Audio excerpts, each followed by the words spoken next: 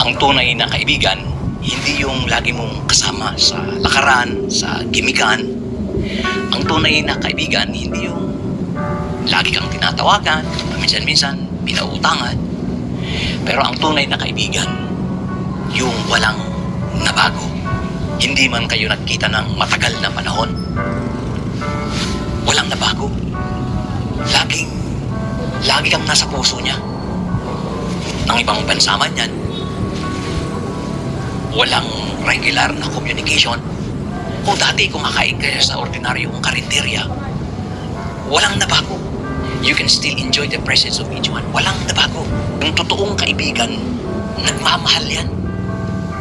At all times. At walang nabago. Hindi nagpalalo, halimasto.